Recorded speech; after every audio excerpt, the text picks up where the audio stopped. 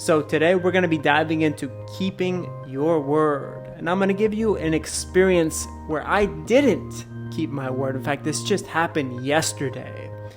And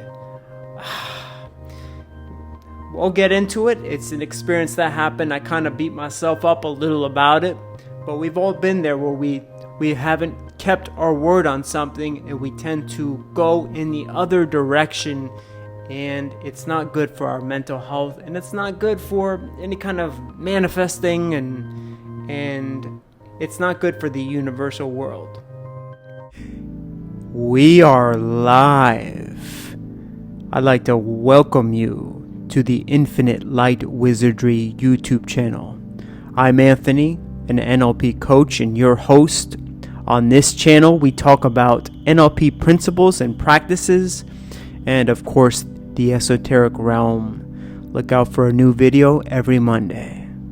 So, why is it important? Why do we put so much emphasis on keeping our word? You know? And what do you do if you don't keep your word? What do you do when you get into those instances where you don't keep your word, or you, for some reason, maybe from your perspective, you think that you can't keep your word? Maybe it's a self-limiting belief. Maybe you just fell into an old rut, an old pattern. Like I said, we've all been there. We've all done that. You know, but it seems like the further along we get on the journey, right? The journey of expansion. It's like the complexity of it all gets a little more complex, right? It's kind of like, you know, you're becoming like a Lamborghini. So there's a lot more complexities with it. So something as little as not keeping your word to yourself, it could cause a pretty big disruption. In neurolinguistic programming, right? In the universal realm, we're all keen to the fact that words are bonds. Words are everything, right? The etymology of something it's something that I look up time and time again. You know, what kind of words are we using? What are we putting out there to the universe? Because it all matters. And if you're very in tune to universal concepts and universal wisdom, I'm sure you are the same exact way. You want to know what does this mean? What does this actually mean? What am I saying? What is this person saying? And it's good to know about that as well. When you're talking to another individual, what kind of words are they using? Are they keeping their words? What do they really mean? Right? That's one of the primary importances of keeping your word. So in this particular situation, you know, was not proud of it. You know, I'm somebody who likes to be by my word, but in this experience, I was not. So yesterday, I ended a fast early. I was on a 2-day dry fast. And I gotta be honest, I just felt like eating. And I did not keep my word to myself. My word to myself was, hey, listen, I'm doing a 2-day fast, 2-day dry fast. I'm not going to consume any liquids, foods. Of course, I've been fasting for a while, but the dry fast is something I'm kind of new to, right? But in this instance, you know, I didn't keep my word. I broke my fast at about 32 hours.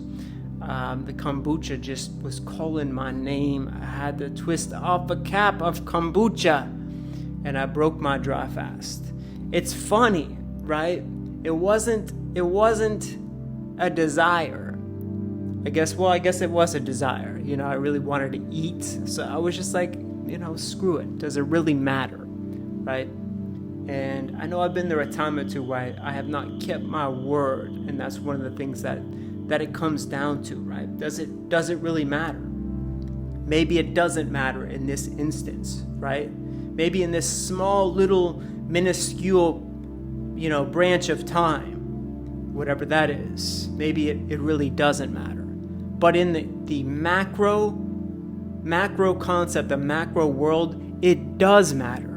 Because when you're not keeping your word, right, you are breaking a bond with yourself. One of the big things about neurolinguistic programming, when I'm taking a client through a certain process, I let them know right before we go to the process, what is this process for? What is the intention here? And there's a certain reason why we do that, because that puts down a word, a contract, a bond, right? This is what we are adhering to. This is what we are agreeing to. It's a very important part of the process, keeping our word. And the big thing about keeping our word when we're dealing with ourself is we're breaking that trust with ourself. And I guess for me, that's why it didn't feel good. It's like I'm breaking a trust with myself. It's sort of like I got my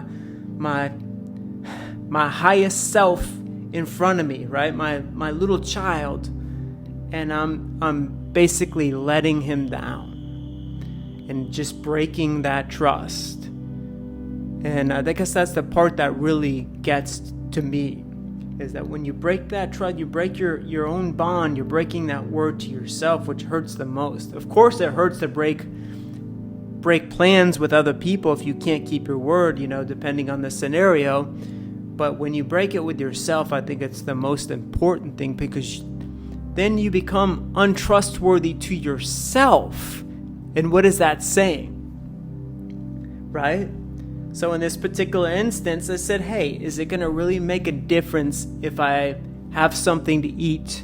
Is it going to really matter if I break my fast, 12 hours earlier than I'm supposed to? Right? Does it really make a difference?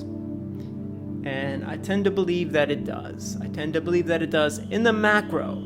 So what do you do when you did break that trust with yourself, or maybe somebody else? Maybe you're having trouble keeping your word to somebody else. The chances are, if we're having trouble keeping our word to ourselves, it's probably in one more aspect of our life than just ourselves. I know I've met plenty of people that are not of their word, and I can find that out pretty quick. If they're not able to meet their engagements or meet certain appointments, that is a blatant not keeping of your word. And so that contract, it's not just going to affect one area of your life. It's going to have a ripple effect and have multiple connections. If you can't keep your word, this might, breach into your whole timing issues. There's a lot of different scenarios where keeping your word is not just about keeping your word, it's about a multitude of other issues. But in this particular experience, it was about the fasting. The kombucha got the best of me. I said, you know what? I'm going to do it. I'll get over it. I'll get over breaking my word to myself. Even though that's the one of the most important bonds that we can have is with ourself, because if we don't have a good bond with ourself, it's definitely going to ripple out into the world and how we treat others. So what do you do if you do break your word, right? What do you do if you're in that scenario where you break your word to yourself and you basically say, you know what? I don't care. I'm still going to do it. You basically steamroll yourself. Okay, so we broke our word. Now what? How do we overcome that? How do we overcome that? Well, the first thing is we don't beat ourselves up about it. It's the last thing we want to do. We don't want to shame ourselves. We don't want to beat ourselves up and add more fuel to the fire. There's no reason for it. It's gonna prolong it. It's gonna add to the destruction. It's gonna add to your shaming. It's gonna add to other different feelings and emotions that are not gonna feel good, and they're not gonna be good for things like manifestation, right? So the first thing is we don't beat ourselves up. We just notate it. Okay, I broke my word here. This is what I'm doing instead. It's very, very important to understand, right? This is what I did. This is what I'm going to do different. And it starts now, here and now. That's the contract, right? We make the contract with ourselves. In the here and now, I am somebody who keeps my word.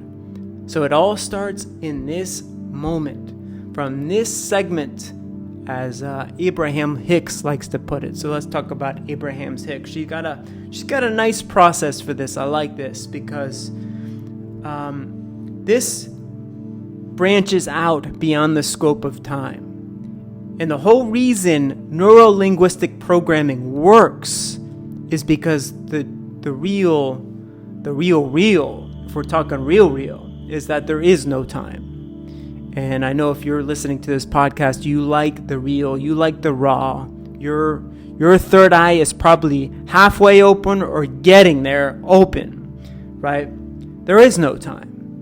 We kind of know this beyond a shadow of a doubt, right? Because everybody has kind of a different clock. We know this by time dilation. They can actually measure this.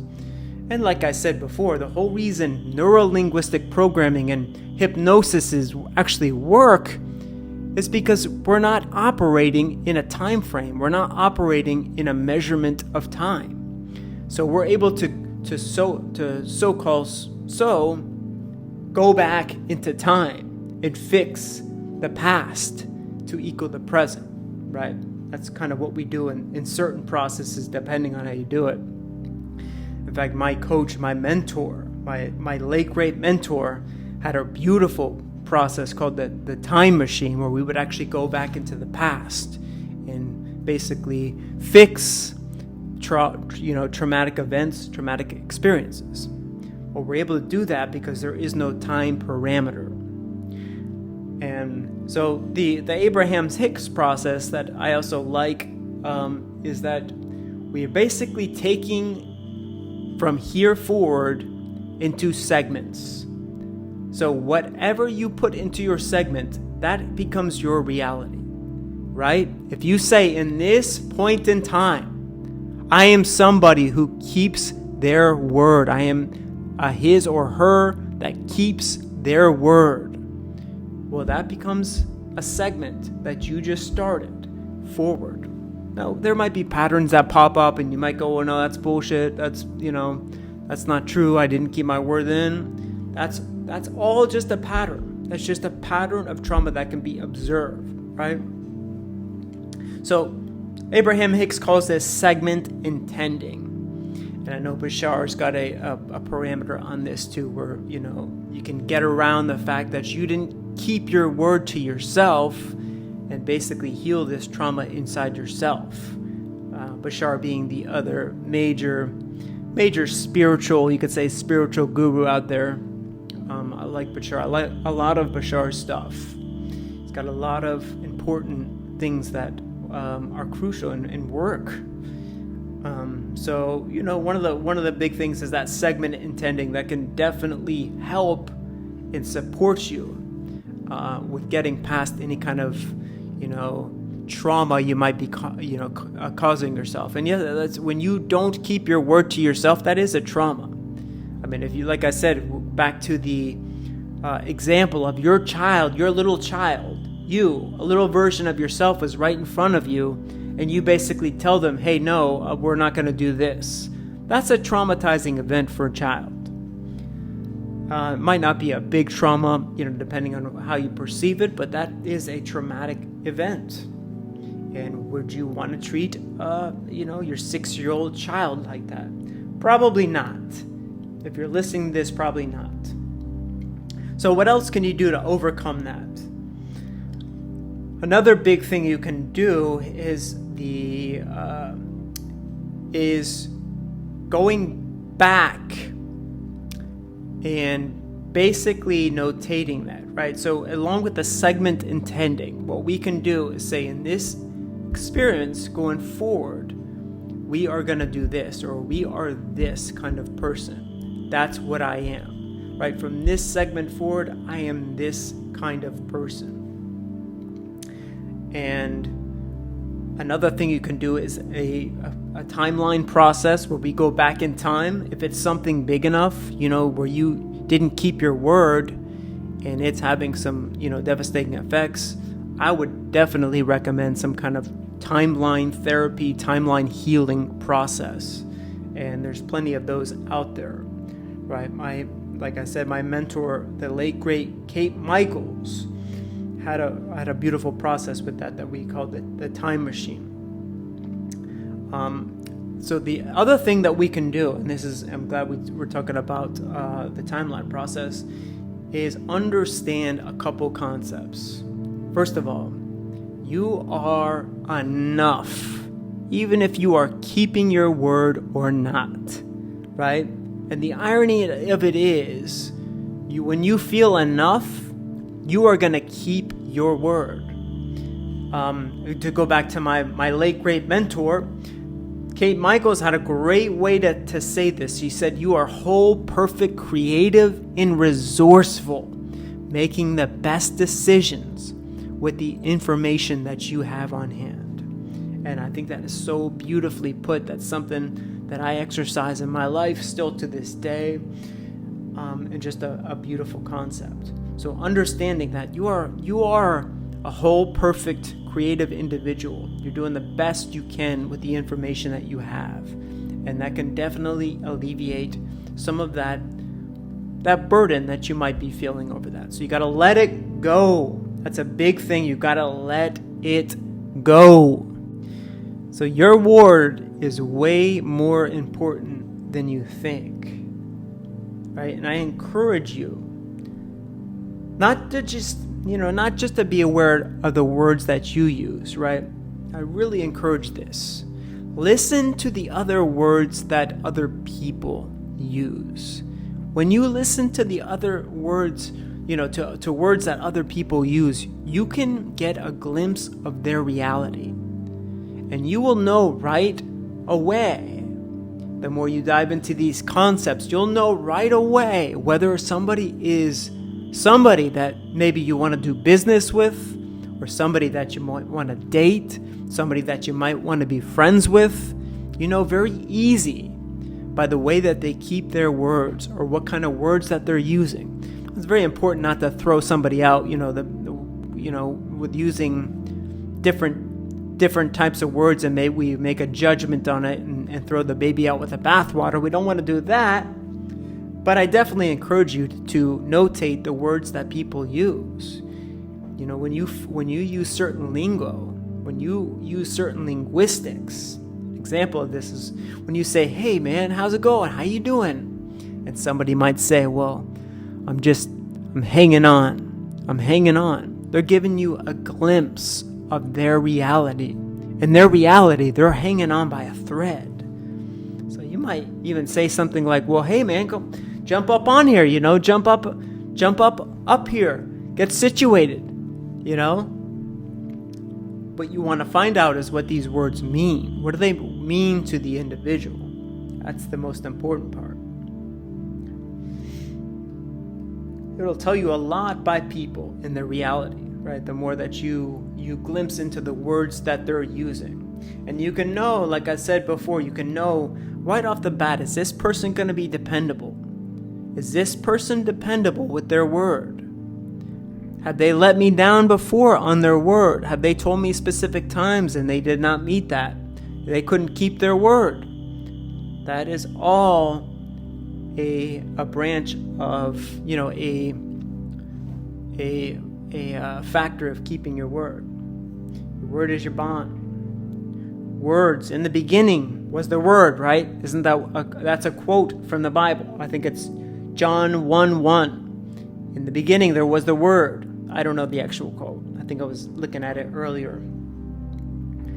So our words are us, right? They are our makeup. That's what people are going to judge us by, is our words when it comes down to it, right? It's the whole thing with character. We're judged by our words. So what are some of the benefits, right? So when we're looking at this, what are some of the benefits? We know some of the problems of not keeping our word. What are some of the benefits? When you keep your word, you are becoming a resilient, disciplined person. People judge you on that.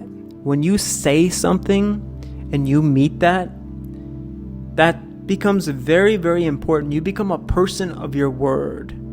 And I don't know how you've been in your professional life, but me in my professional life, I like being impeccable with my word. Because, like I said before, when you are not impeccable with your word, it tends to bleed over into other areas of existence. Right? But people who keep their words, they're trustworthy. You can trust them. This is why employers like people who keep their words, right? They're trustworthy. And when you keep your word like that, people start to treat you differently. People might start treating you differently. They treat you like this is a man or woman who knows what they want. They know what they're saying. They keep their word. They're a trustworthy person. So people might start looking at you different the more you kind of adopt this approach, with being somebody of their word. Keeping your word to yourself, keeping your word to others. So, to recap, today we discussed keeping your word, the importance.